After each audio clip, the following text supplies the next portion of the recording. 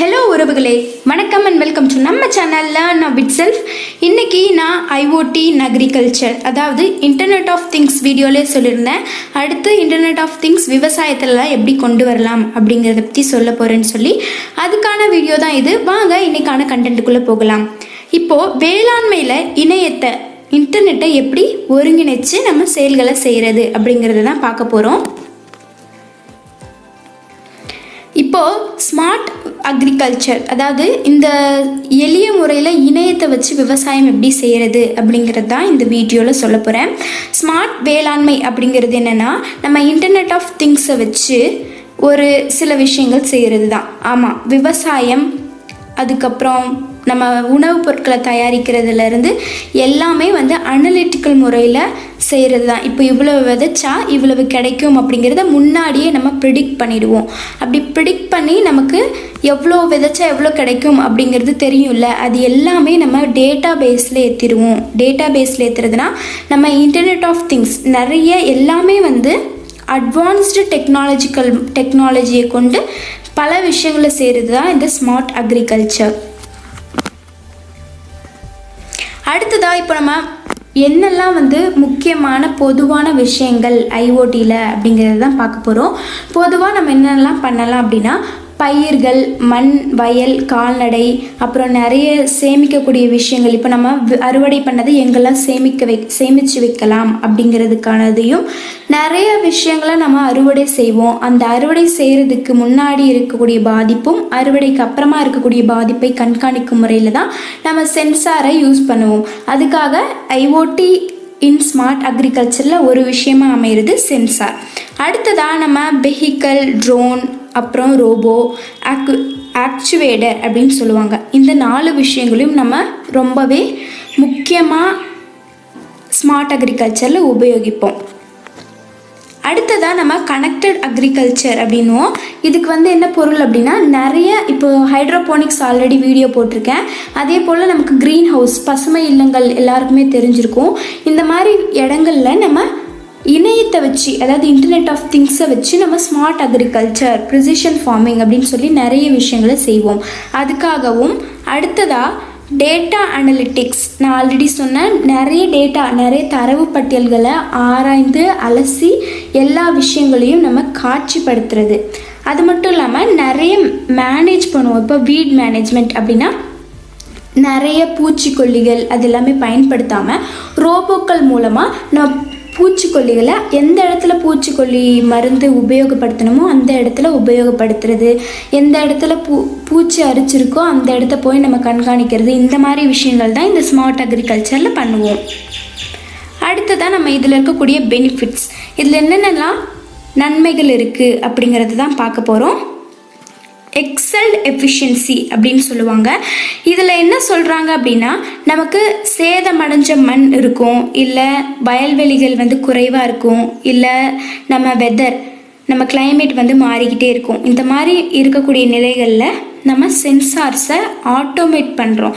அப்படி automate சென்சார்ஸையும் ரோபோட்டையும் use பண்ணுறது மூலமாக நம்ம அதிகமான அளவில் எப்பயுமே அறுவடை செய்யக்கூடிய அளவிலேயே நம்ம பயிர்களை அறுவடை செய்ய முடியும், அதை விட அதிகமாகவும் செய்ய முடியும் அப்படின்னு சொல்கிறாங்க. அடுத்ததாக எக்ஸ்பேன்ஷன். நம்ம போக போக இந்த காலகட்டங்களில் பார்த்தோம்னா 9 பில்லியனுக்கும் மேலே மக்கள் இருக்காங்க. இந்த 9 பில்லியன் மக்களுக்கும் நம்ம உணவு கண்டிப்பாக தேவைப்படும். அப்படி இருக்கக்கூடிய நிலைகளில் நம்ம 70% மக்கள் எல்லாருமே அர்பன் ஏரியாஸில் இருக்காங்க, ரூரல் ஏரியாஸில் இல்லை. அதாவது ரூரல் ஏரியா அப்படிங்கிறது வில்லேஜ். இந்த வில்லேஜ்லலாம் 30% மக்கள் மட்டும்தான் இருக்காங்க. நகர்ப்புறத்தில் வாழ்கிறவங்க 70% மேலே இருக்காங்க. இந்த மாதிரி இருக்கவங்க எல்லாருக்குமே நிலம் இருக்காது. அதனால் வீட்டுக்குள்ளே இருந்தோ இல்லை மாடி தோட்டமோ இல்லை ஹைட்ரோபோனிக்ஸ் மாதிரி நிறைய விஷயங்களை ஃப்ரெஷ்ஷாக கிடைக்கணும் அப்படிங்கிறதுக்காக தன் வீட்டுக்குள்ளேயே இல்லைன்னா தன்னுடைய வீட்டின் சுவர்களில் அந்த மாதிரி நிறைய விஷயங்கள் செய்வாங்க. அப்படி இருக்கும்போது இந்த ஸ்மார்ட் அக்ரிகல்ச்சர் ரொம்பவே யூஸ்ஃபுல்லாக இருக்கும் அப்படின்னு சொல்கிறாங்க. அடுத்ததாக ரெடியூஸ்டு ரிசோர்ஸஸ்னால் நமக்கு தேவையான பொருட்களை நம்ம குறைச்சிக்கிறோம். பொருட்கள் அப்படிங்க முடியாது, தேவையான வளங்கள். இந்த தேவையான வளங்கள் என்னென்ன இருக்குன்னா, தண்ணீர், அப்புறம் எனர்ஜி, ஆற்றல், அடுத்து நிலம். லேண்டு. இந்த மாதிரி பல விஷயங்களுடைய பயன்பாட்டை வந்து நம்ம ஏராளமாக குறைக்கிறோம்.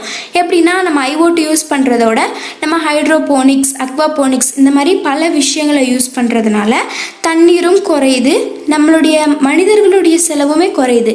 நம்ம ப்ரிசிஷன் ஃபார்மிங் பண்ணுறது மூலமாக நம்ம அதிகமான அளவில் டேட்டாவை மட்டும் கலெக்ட் பண்ணுறோம். எப்படின்னா சென்சார்ஸை வச்சு டைரெக்டாக ஃபீல்ட்லேருந்து நம்ம எப்படி டேட்டாஸை கலெக்ட் பண்ணுறோமோ அதே மாதிரி தான் நம்ம வீடுகள்லேயோ மாடி தோட்டங்கள்லேயோ போடும்போதும் சென்சார்ஸை வச்சு டேட்டா கலெக்ட் பண்ணலாம்.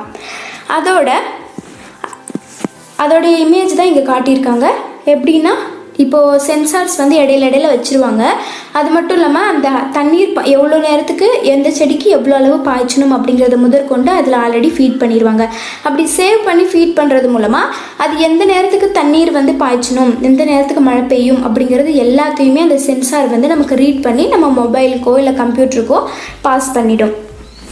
அடுத்ததாக நம்ம கிளீனர் ப்ராசஸ். இதை வந்து தூய்மையான செயல்முறை அப்படின்னு சொல்கிறோம். இது எதுக்காக சொல்கிறேன் அப்படின்னா உண்மையாகவே நம்ம தூய்மையான முறைகள் வந்து செய்ய வேண்டியது கட்டாயமான ஒன்று. ஆமாம், ஏன்னா பூச்சிக்கொல்லிகளும் உரங்களும் ரொம்பவே நம்ம அதிகமாக பயன்படுத்திகிட்ருக்கோம் இந்த காலகட்டங்களில். அதனால தான் சொல்கிறேன், ஐஓடியை யூஸ் பண்ணும்போது நம்ம அதிகமான அளவில் இந்த உரங்களையோ பூச்சிக்கொல்லிகளையோ எதையுமே அதிக அளவில் பயன்படுத்தணும் அப்படிங்கிற அவசியம் இருக்காது. ஏன்னா நம்ம சென்சார் யூஸ் பண்ணுறோம், சென்சாரோட ரோபோஸ் யூஸ் பண்ணுறோம். அப்படி ரோபோட் யூஸ் பண்ணும்போது எந்த இடத்துக்கு ரோபோ போய் நிற்கிதோ அந்த இடத்துல வந்து வீடு இருக்குது அப்படின்னு சொல்லி அந்த ரோபோ வந்து கண்டடையும். அப்போ அந்த இடத்துல வந்து நமக்கு பூச்சிக்கொல்லி எந்த இடத்துல தேவையோ அந்த இடத்துல மட்டும் அந்த ரோபோ வந்து அடிக்கும் அப்படின்னு சொல்லி நான் அந்த ஆர்டிஃபிஷியல் இன்டெலிஜென்ஸ்லேயே சொல்லியிருந்தேன். அதே மாதிரி தான் நிறைய விஷயங்கள், தண்ணீர் செலவும் குறையும், அப்புறம் தேவையான அளவு எனர்ஜி, அதாவது ஆற்றல் வந்து தேவையான அளவு மட்டுமே இழுத்துக்கும். இதே மாதிரி நம்ம ஃபெர்டிலைசர், ஆர்கானிக் ஃபெர்டிலைசர் வந்து உபயோகப்படுத்தலாம். அதாவது பூச்சிக்கொல்லிகளோ உரங்களோ வந்து கெமிக்கலாக இல்லாமல் நம்ம இயற்கை வழியில் உபயோகப்படுத்துறது மூலமாக நம்ம இன்னமும் வந்து நம்ம ஊட்டச்சத்து வந்து அதிகரிச்சுட்டே போகும் அப்படின்னு சொல்கிறாங்க. அடுத்ததாக அகிலிட்டி. இது வந்து சுறுசுறுப்பு அப்படின்னு சொல்கிறோம். இது வந்து ரொம்பவே முக்கியமான ஒன்று. ஆமாம், ஏன்னா நம்ம ரியல் டைம் இந்த நேரங்களில் நடக்கக்கூடிய விஷயத்தையும் இல்லை நடக்க போகிற விஷயத்தையும் வந்து முன்னாடியே கண்காணிக்குது. அப்படி கண்காணிக்கிறது மூலமாக நமக்கு நாளைக்கு மழை பெய்யுது அப்படிங்கும்போது இன்றைக்கே நமக்கு தெரிஞ்சிருச்சுன்னா நம்ம தண்ணி ஊற்றணும் அப்படிங்கிற அவசியம் இருக்காது. அப்படி இல்லை நாளைக்கே வந்து உங்களுக்கு அறுவடை கிடைக்கும், இல்லை நாளைக்கு வந்து இந்த மாதிரி ரொம்ப வெயில் அடிக்கும் அப்படின்னு சொல்லி முன்னாடியே நமக்கு தெரியும் போது நம்ம தண்ணீர் ஊற்றவும் தண்ணீர் பாய்ச்சவோ இல்லை நம்ம அறுவடை செய்கிறதுக்கு தயாராகவோ எல்லாமே வந்து எளிய முறையில் அமையும் அப்படின்னு சொல்கிறாங்க. அதுக்காக தான் நம்ம எல்லாத்தையுமே சுறுசுறுப்பானது, சென்சார்ஸும் சரி ரோபோட்டும் சரி எல்லாமே சுறுசுறுப்பான ஒன்று அப்படின்னு சொல்கிறாங்க. அடுத்ததாக இம்ப்ரூவ்டு ப்ராடக்ட் குவாலிட்டி. இந்த இம்ப்ரூவ்டு ப்ராடக்ட் குவாலிட்டி அப்படிங்கிறது என்ன சொல்லுதுன்னா, நம்ம நிறைய தரவுகளை மேற்கொண்டு தான் விவசாயம் செஞ்சிட்ருப்போம். இந்த ஐஓடி முறையில் பார்த்தோம்னா நமக்கு நிறைய தரவுகள் ஊந்து தான் விவசாயமே செய்கிறோம் அப்படின்னு சொல்கிறாங்க. இப்போ மண்ணும் சரி பயிரும் சரி இது எல்லாத்துக்குமே நம்ம சென்சார்ஸ் வச்சிடறோம். அதோட நம்ம ஏரியல் ட்ரோனையும் வைக்கிறோம். ட்ரோன் அப்படிங்கிறது வான்வழியாக நம்ம ஒரு விஷயத்தை பறக்க விடுவோம் அப்படின்னு சொல்லியிருந்தது தான். இந்த ட்ரோன் வந்து நிறைய பேருக்கு தெரியும். இந்த ட்ரோன் வந்து எதுக்காகனா நம்ம கண்காணிக்கிறதுக்காக, முக்கியமான முறையில் நம்ம பயிர்கள் எல்லாம் எப்படி இருக்குது, எந்த பயிர் எவ்வளோ அளவு வளர்ந்துருக்கு அப்படிங்கிற முறையில் வந்து எல்லா டீட்டெயிலையும் கலெக்ட் பண்ணி விவசாயிக்கு தேவையான விஷயத்த அவருடைய மொபைலுக்கே கொண்டு போய் சேர்த்துற அளவுக்கு இந்த ட்ரோன் வந்து ரொம்பவே உதவுதுன்னு சொல்கிறாங்க. அதோடு நம்ம இதிலெல்லாம் நெட் கனெக்ட் பண்ணியிருப்போம் இல்லையா? அப்போது நம்ம கனெக்ட் பண்ண சிஸ்டமோட நம்ம இன்னும் தேவையான அளவு இமேஜ் ப்ராசஸிங் பண்ணிக்கலாம் அப்படின்னு சொல்கிறாங்க. அதாவது முன்னாடி இருக்கக்கூடிய நிலைக்கும் இப்போ இருக்கக்கூடிய நிலைக்கும் என்ன அப்படின்னு சொல்லி கம்பேர் பண்ணிக்கலாம் அப்படின்னு சொல்கிறாங்க. அதோடைய நியூட்ரிஷனல் வேல்யூவை நம்ம உயர்த்தலாம். அப்படின்னா அதனுடைய தயாரிப்பு ஊட்டச்சத்து மதிப்பை வந்து அதிகரிக்க முடியும் அப்படின்னு சொல்கிறாங்க. அடுத்ததாக நம்ம இதில் இருக்கக்கூடிய அப்ளிகேஷன்ஸ், வேளாண்மை வந்து இணையத்தினுடைய பயன்பாடு என்னென்ன அப்படின்னு சொல்கிறேன். இப்போது நம்ம சாதாரணமாக ஒரு விவசாயம் செஞ்சிட்ருக்கோம் அப்படின்னா நம்ம அங்கே என்னென்ன யூஸ் பண்ணுவோம்? சென்சார் யூஸ் பண்ணுவோம், அப்புறம் ரோபோ, ட்ரோன், கடைசியில் ஆக்சுவேட்டர் அப்படின்னு சொன்னேன். இந்த 4 விஷயங்களை கண்டிப்பாக ஒரு ஐஓடி இருக்கக்கூடிய வயலாக இருந்தால் கண்டிப்பாக யூஸ் பண்ணுவோம். இதெல்லாமே வந்து ஸ்டோர் ஆகும், ஒரு இடத்துல ஸ்டோர் ஆகி அதுக்கப்புறம் அது ஒரு டெசிஷன் எடுத்து அடுத்தது தான் நம்ம ஸ்மார்ட் ஃபோன் நம்ம ஃபோனுக்கு வந்து சேரும். நம்ம இதுலேயும் இந்த எக்ஸாம்பிள் இந்த ஃபோட்டோலேயே கொடுத்துருக்காங்க பாருங்கள். இப்போ நம்ம இரிகேஷன் பண்ணிட்டோம் அப்படின்னா இரிகேஷன் ஆன் அப்படின்னு கொடுத்தோம்னா தண்ணீர் வந்து எவ்வளோ பாய்ச்சணும் அப்படிங்கிறது ஆன் பண்ணி விட்டுட்டோம்னா அதுவாகவே ஆன் ஆகி தண்ணீர் வந்து பாய்ச்சிரும். மேக்ஸிமம் எவ்வளோ லெவல் வேணும், எவ்வளோ தண்ணி பாய்ச்சினா போதும் அப்படிங்கிறத நம்ம அட்ஜஸ்ட் பண்ணி வச்சுக்கலாம். அடுத்து இப்போ அது என்னென்ன அப்ளிகேஷன் அப்படிங்கிறது தான் சொல்ல போகிறேன். நம்ம அப்ளிகேஷன் வந்து 4 விதம் அப்படின்னு சொன்னேன். First vehicle. நம்ம வெஹிக்கல் அப்படிங்கிறது ட்ரோனை தான் சொல்கிறோம். ட்ரோன் நம்ம வான்வழியில் வந்து ட்ரோனை வந்து விடும்போது நம்ம நிறைய விஷயங்களை செய்ய முடியும். எப்படின்னா நம்ம பயிர்களை வந்து பாதுகாக்க முடியும், பயிர்கள் வந்து எந்த நிலையில் இருக்குது அப்படின்னு மானிட்டர் பண்ண முடியும், அதாவது அடிப்படையாக அது எப்படிலாம் இருக்குதுன்னு சொல்லி கண்காணிக்க முடியும். அடுத்ததாக நம்ம எவ்வளோ வந்து தண்ணீர் பாய்ச்சணும், எவ்வளோ பூச்சிக்கொல்லி அடிக்கணும், இந்த மாதிரி நிறைய விஷயங்களை வந்து இந்த ட்ரோன் மூலமாகவே செஞ்சுக்கலாம். அதோட நம்ம ஹார்வர்ட் யூனிவர்சிட்டியில் என்ன பண்ணியிருக்காங்க அப்படின்னா ரோபோ பீஸ் அப்படின்னு சொல்லி ஒரு ஃபங்க்ஷன் போட்டு ஒரு பீயை கண்டுபிடிச்சிருக்காங்க. அது ரொம்பவே சின்ன சைஸில் இருக்கக்கூடியது, மைக்ரோ ட்ரோன்ஸ் அப்படின்னு சொல்லுவாங்க.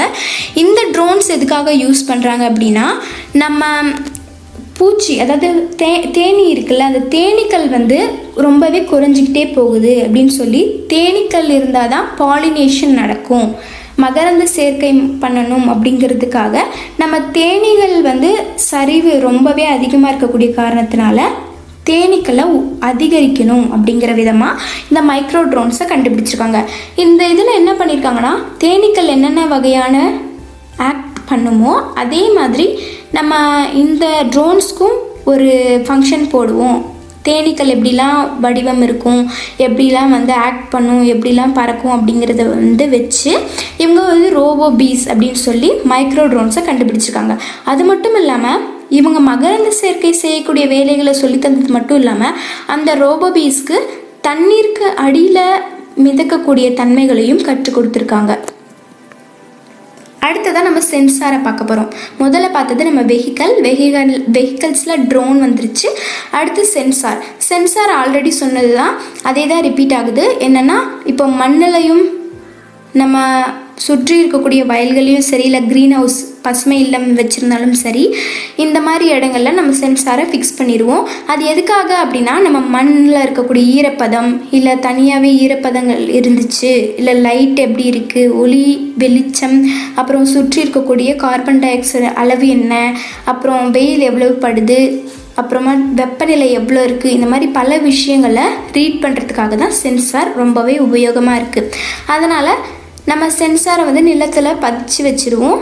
அப்படி இருக்கும்போது அது எல்லா டேட்டாவையும் கண்டினியூவாக கலெக்ட் பண்ணி நிமிடத்துக்கு ஒரு டைமு, ஒரு மணி நேரத்துக்கு ஒரு டைமு, வாரத்துக்கு ஒரு டைம் அப்படின்னு சொல்லி நமக்கு டிஃப்ரெண்ட்டாக சென்சார் டேட்டாவை கலெக்ட் பண்ணி நமக்கு கொடுக்கும். அடுத்ததாக இப்போ சென்சாரில் வந்து ஒரு எக்ஸாம்பிள் சொல்லியிருக்கேன். சென்சாரில் வந்து சாயில் கேர்ஸ் அப்படின்னு சொல்லி ஒரு எக்ஸாம்பிள். அந்த எக்ஸாம்பிள் என்ன, அதில் என்ன பண்ணோம் அப்படின்னா அந்த சாயில் கேர் அப்படிங்கிறது நம்ம மண்ணினுடைய தன்மையை வந்து டெய்லி பார்த்துக்கிட்டே இருக்கும். அது வந்து எப்படிலாம் இருக்குது, நம்ம விதைச்சிருக்கக்கூடிய இடத்துல வந்து என்ன வெப்பநிலை இருக்குது, மண்ணின் தன்மை எப்படி இருக்குது அப்படின்னு சொல்லி ஒவ்வொரு நிமிஷத்துக்கும், ஒவ்வொரு நாளுக்கும், ஒவ்வொரு வாரத்துக்கும் இந்த மாதிரி அதுக்கு தகுந்த அளவில் ஃபார்ம், நம்ம எவ்வளோ அளவு ஃபார்ம் வச்சுருக்கோமோ அந்த ஃபார்முக்கு ஏற்ற மாதிரி டேட்டாவை கலெக்ட் பண்ணி நமக்கு ஃபோனுக்கே மெசேஜ் வர மாதிரி பண்ணிவிடும். அடுத்து இன்னொரு எக்ஸாம்பிள் கிராப் எக்ஸ் அப்படிங்கிறது ஒரு சென்சார். இது வந்து ஈரப்பதம் எவ்வளோ இருக்குது அப்படிங்கிறது தான் பார்க்குது. இது ஒரு தானியங்கி அப்படின்னு சொல்கிறாங்க. அதாவது ஆட்டோமேட்டிக்காக எவ்வளோ மாய்ஸ்சர் இருக்குது அப்படின்னு சொல்லி ஈஸியாக கண்டுபிடிச்சிரும் அப்படின்னு. அதோட ஈரப்பதம் மட்டும் இல்லாமல் வெப்பநிலையும் சரி, அப்புறம் ஈசி அப்படின்னு சொல்லுவாங்க. இந்த ஈசியையும் கண்காணிக்கும் முறையில் நம்ம இந்த சென்சாரை உபயோகிக்கலாம் அப்படின்னு சொல்கிறாங்க. அதோட நம்ம இந்த சென்சாரை யூஸ் பண்ணுறது மூலமாக எவ்வளோ மாய்ஸ்சர் இருக்குது, எவ்வளோ ஈரப்பதம் இருக்குது அப்படின்னு தெரிஞ்சுக்கிட்டாலே நம்ம தண்ணீருடைய அளவை வந்து குறைச்சி ஈஸியான முறையில் தண்ணீர் மட்டும் எவ்வளோ தேவையோ அவ்வளோ வந்து பாய்ச்சினா போதும் அப்படிங்கிறதுக்காக இந்த சென்சார் கிராப் எக்ஸை யூஸ் பண்ணலாம் அப்படின்னு சொல்கிறாங்க. அடுத்ததாக ஆக்சுவேட்டர். இந்த ஆக்சுவேட்டர் எதுக்காக யூஸ் பண்ணுறோம் அப்படின்னா இதுவும் தண்ணீருக்காக தான். ஆனால் இது வந்து தெளிப்பான் முறையில் ஸ்ப்ரிங்க்லர் முறையில் வந்து நம்ம உபயோகிக்கிறோம். இது வந்து ஸ்மார்ட் ஸ்ப்ரிங்க்லர் அப்படின்னு சொல்கிறாங்க. ஆட்டோமேட்டிக்காக தண்ணீர் வந்து தானாகவே தெளிக்கும். எந்த நேரத்துக்கு தண்ணி இல்லையோ அந்த நேரத்தில் தானாகவே தெளிக்கக்கூடியது அப்படின்னு சொல்கிறாங்க. அதோட நம்ம கூலர்ஸையும் ஹீட்டர்ஸையும் இதை கனெக்ட் பண்ணிடணும். அதுவே கிளைமேட் ரொம்ப வெப்பநிலையில் இருந்துச்சுன்னா தண்ணீர் தானாகவே சில்லுன்னு மாதிரி தெளிக்கும். அதுவே கிளைமேட் ரொம்ப சில்லுன்னு இருந்துச்சுன்னா தேவையான அளவு வெப்பத்தை கொண்டு ஹீட்டரை ஹீட் பண்ணி அதுவாகவே தண்ணீரை தெளிக்கும் அப்படின்னு சொல்கிறாங்க. அதோடு இதில் எல்இடி பல்பையும் யூஸ் பண்ணுறதாகவும் சொல்கிறாங்க. எதுக்காகனா நிறைய க்ரீன் ஹவுஸ் பசுமை இல்லங்கள்லையும் இல்லை நம்ம அறுவடை செய்யக்கூடிய நிலைகளில் இருக்கக்கூடிய ஏதாவது ஒரு இடத்துல ஸ்டோர் பண்ணி வச்சுருக்கக்கூடிய பொருட்களை வந்து பத்திரமா பாதுகாக்கிறதுக்காகவும் அதில் எந்த ஒரு பூச்சி அரிக்கக்கூடிய தன்மைகளும் வராதபடி இருக்கிறதுக்காக இந்த எல்இடி பல்பையும் யூஸ் பண்ணுறதாகவும் சொல்கிறாங்க. அடுத்து இந்த எல்இடி பல்புக்கு எக்ஸாம்பிள் என்னென்னா டிஜிட்டல் லூமன் அப்படின்னு சொல்லுவாங்க. இது ஒரு வகையான எல்இடி பல்பு. இது எதுக்காக அப்படின்னா நம்ம எனர்ஜியை வந்து கட்டுப்பாட்டில் வச்சுக்கும். அதாவது தேவையான அளவு மட்டும்தான் கொடுக்கும். இப்போ இந்த இடத்துல இவ்வளோ அளவு எனர்ஜி வேணும், இவ்வளோ அளவு ஆற்றல் இருந்தாலே போதுமானது அப்படிங்கும்போது அந்த அளவு மட்டும் கொடுத்து மற்றதெல்லாம் ஆட்டோமேஷனாக எவ்வளோ நேரத்துக்கு எவ்வளோ கொடுக்கணும் அப்படிங்கிறத வச்சு அந்த நிலத்திற்கேற்ப அது செயல்படும். அடுத்து பசுமை இல்லங்கள். பசுமை இல்லங்கள் இல்லைனா க்ரீன் ஹவுஸ் கேஸு எல்லாருக்குமே தெரிஞ்சது தான். இப்போ நெதர்லாண்ட்ஸில் பார்த்தோன்னா நிறைய பேர் வந்து இந்த க்ரீன் ஹவுஸ் முறையில் தான் வெஜிடேபிளும் சரி இல்லை பழங்களோ எதுவாக இருந்தாலும் அறுவடை செய்கிறாங்க. அதோட டச் கண்ட்ரியில் பார்த்தோம் அப்படின்னா அவங்களும் அப்படி தான் நிறைய டெக்னாலஜி தொழில்நுட்பங்களை கொண்டு தான் நம்ம சென்சார்கள் அப்புறம் நிறைய விஷயங்கள் ஈரப்பதத்தை எப்படி பார்க்குறது அதே மாதிரி நான் முன்னாடி என்னென்ன சொன்னனோ எல்லா விஷயங்களையுமே கொண்டு ஒரு க்ரீன் ஹவுஸை பராமரிச்சுட்டு வராங்க. அது என்ன அந்த க்ரீன் ஹவுஸில் என்ன ஒரு விஷயம் அப்படின்னா நம்ம வயல்வெளிகளில் அறுவடை செய்யக்கூடியதை விட இங்கே 10 மடங்கு ஈஸியாக அறுவடை செஞ்சிடறாங்க அப்படின்னு சொல்கிறாங்க. அதோட கம்மியான அளவு செலவு தண்ணீரையும் கம்மியான செலவில் பூச்சிக்கொல்லிகளையும் உபயோகப்படுத்துகிறதாகவும் சொல்கிறாங்க. இந்த மாதிரி நம்ம இடையில ஒரு இப்போது க்ரீன் ஹவுஸ்குள்ளேயே கூட நம்ம இந்த மாதிரி ஒரு சென்சார் மெஷினையோ இல்லை ஈசி மீட்டர் இந்த மாதிரி நிறைய விஷயங்களை வந்து உபயோகப்படுத்துறது மூலமாக நமக்கு எவ்வளோ தண்ணீர் செலவு பண்ணுறது போதும் எவ்வளோ தண்ணீர் தேவைப்படும் அப்படிங்கிறத நம்ம தெரிஞ்சுக்க முடியும். இப்போ இதனால் என்ன சொல்கிறாங்க அப்படின்னா ஐஓடியையும் பெரிய தரவு தொழில்நுட்பம் அதாவது பிக் டேட்டா டெக்னாலஜியும் வச்சு நம்ம ஒரு ஸ்மார்ட் அக்ரிகல்ச்சரை தொடங்க முடியும். தொடங்கிறது மட்டும் இல்லாமல் விவசாயத்தை அதன் மூலமாக நம்ம மீட்கவும் முடியும், நிறைய விஷயங்களை செய்ய முடியும் அப்படின்னு சொல்கிறாங்க. அப்படி செய்கிறது மட்டும் இல்லாமல் இதில் நிறைய நம்ம ட்ரெடிஷ்னல் முறை பாரம்பரியமாக செஞ்சிட்ருக்கக்கூடிய விவசாய செயல்முறைகளில் ஏற்படக்கூடிய தொழில்நுட்ப பிரச்சனைகள் வந்து இதில் வந்து வராமல் இருக்காது அப்படின்னு சொல்கிறாங்க. ஏன் அப்படி சொல்கிறாங்கன்னா நம்ம இப்போது ஐஓடி உபயோகிக்கிறதுனால நமக்கு நிறைய விஷயங்கள் அதாவது இன்டர்நெட் கனெக்ஷன் இருந்தால் மட்டும்தான் நமக்கு டக்குன்னு எல்லா டேட்டாஸும் கிடைக்கும். அதுவே ஒரு வில்லேஜில் ஒரு ஃபார்மர் ஒரு விவசாயிக்கிட்ட இன்டர்நெட்டே கனெக்ஷன் இல்லாத நேரங்களில் எப்படி வந்து இது உபயோகிக்கப்படும். அதோட இவ்வளோ நேரம் நம்ம விவசாயத்தை பார்த்தோம். இப்போ விவசாயத்திற்கு தொடர்பான ஒரே ஒரு விஷயம்தான் மாடுகள் கால்நடைகளை வளர்க்குறத பற்றி சொல்லியிருந்தேன். இந்த கால்நடைகள் வளர்க்குறது வந்து நம்ம இப்போ நிறைய ஒரு 10க்கு மேற்பட்ட கால்நடைகளை வளர்க்குறோம் இல்லை 100 கால்நடைகள் வளர்க்குறோம். அதில் எல்லாமே மாடாகவே இருக்குது, எல்லாமே ஒரே கலராக இருக்குது. நம்ம எதை போய் வந்து டெஸ்ட் பண்ணுறது, எதுக்கு உடம்பு சரியில்லை அப்படின்னு நம்ம தெரிஞ்சுக்கிறது அப்படிங்கிறதுக்கு தான் இந்த மாதிரி கழுத்தில் ஒரு பெல்ட் மாதிரி போட்டிருக்காங்கல்ல அந்த மாதிரி சென்சார் பெல்ட்டை யூஸ் பண்ணுறாங்க.